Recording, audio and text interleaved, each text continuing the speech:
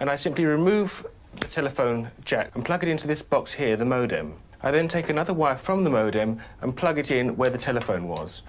I can then switch on the modem. It's now telling me to phone up the main press cell computer. So it's a very simple connection to make. Extremely simple. I'm now waiting for the computer to answer me. And things are starting to happen. Things are starting to happen. Why did you buy a computer? Well, I was very interested in the new technology and didn't want to be left behind. I don't think it's only for the youngsters at school now. I think us older ones will have to learn a lot about it. What is Internet anyway? Internet is that massive computer network, the one that's becoming really big now. What do you mean? That's big? How does one? What do you write to it like mail? No, a lot of people use it and communicate. I guess they can communicate with NBC writers and producers. Allison, can you explain what Internet is? The world is in financial disarray. Currencies failing, economies in wild flux, jobs being lost.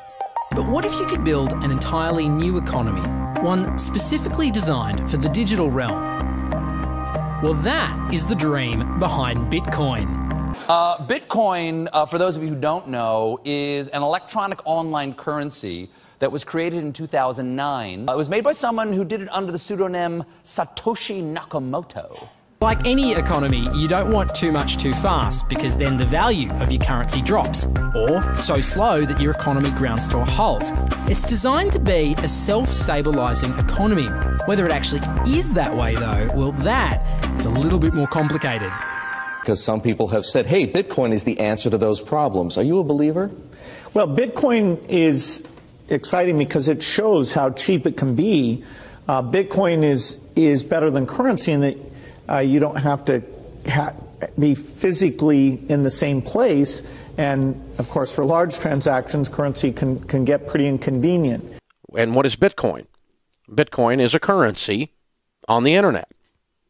I sent 100 euros worth of Bitcoin from here in Tokyo directly to you guys through this camera, through the network, through the TV, right into your home. If I had tried to do that, send you the money with a traditional bank, it would have taken several days and probably cost 30 euros. I just did it right now with Bitcoin instantly, basically for free, and didn't have to ask anybody for permission. I didn't need a bank, I didn't need a government, I didn't need anybody. I just needed myself and you and our smartphones to do it. That's the power of Bitcoin. Wall Street is fraud, America is fraud, the world is fraud, banks are fraud, central banks are fraud. We live in an era of fraud. It's all based on fraud, and they get a percentage of the fraud. That's the business model. To suggest that there is any moral or ethical aspect to anything that's going on now is to be completely naive about the fact that we live in an era dominated by financial terrorists, jihadis of banking. They're here to kill you and themselves. They believe in an ideology, not the Quran, but Adam Smith, that they completely misread and interpret as something to justify their blowing themselves up. Janet Yellen's a terrorist! Mario Draghi's a terrorist! The Central Bank of Japan is a terrorist! These are the real terrorists! Funds received. This community is switching to what they think is a better monetary system. A system in which banks are no longer needed because payments could be made directly from one person to another. Bitcoin is fundamentally different because in Bitcoin, you don't owe anyone anything and no one owes you anything. It is not a system based on that. It is a system based on ownership. And no one can censor it, no one can seize it, no one can freeze it. It's November the 2nd, 2008, just 6 weeks after the Lehman Brothers collapse. And all over the world, there are panicked debates about how to save the banks. Then, on a little visited web forum for cryptographers, a document appears in which a completely new monetary system is proposed.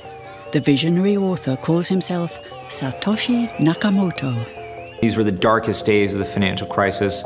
So that to me suggests a very clever mind that saw an opportunity, the perfect opportunity to introduce a new radical technology and a new radical approach to money and finance at just the right moment when people would be very open to making this big shift that's required to adopt a new currency. What's exciting for me is like a global economy. Right now we say we have a global economy, but I can't take $1 and give it to you in the Netherlands and then you know what to do with it, right?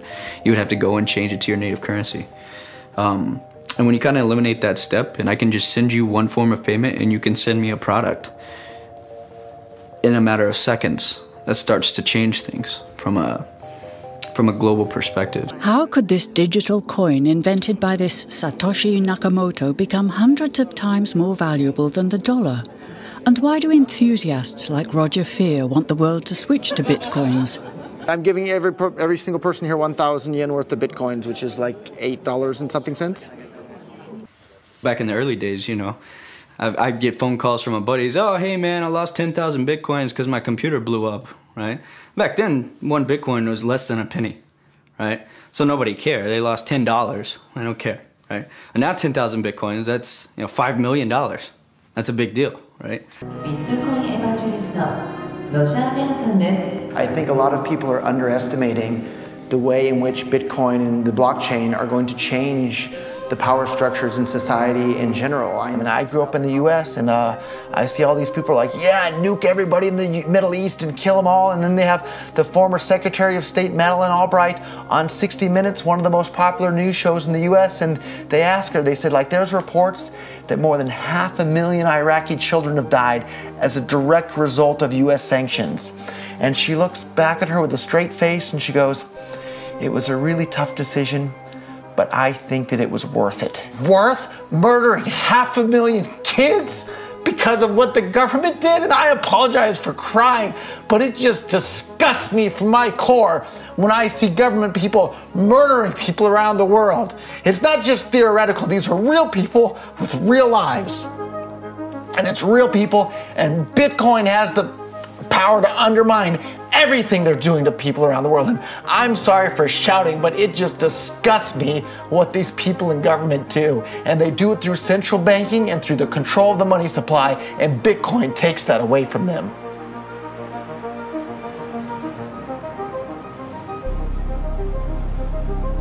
You can buy Bitcoin at the Shell station. Check it out. Good. Got $2. Hit finish. Oh. $2 Bitcoin. Just like that. From this machine. I just turned cash into digital currency. So thinking that it's too late to get involved in Bitcoin is like thinking it's too late to get involved with the internet or too late to get involved with using a cell phone. Like, it's not too late to get involved in Bitcoin. If Bitcoin becomes really popular all over the world, Bitcoins are going to have to be worth at least tens of thousands of dollars a Bitcoin, if not hundreds of thousands of dollars per Bitcoin. So thinking it's too late to get involved with Bitcoin is like thinking it's too late to get involved with using the internet. Of course not. Like, it's ubiquitous in our lives, and Bitcoin's going to become ubiquitous in our lives as well.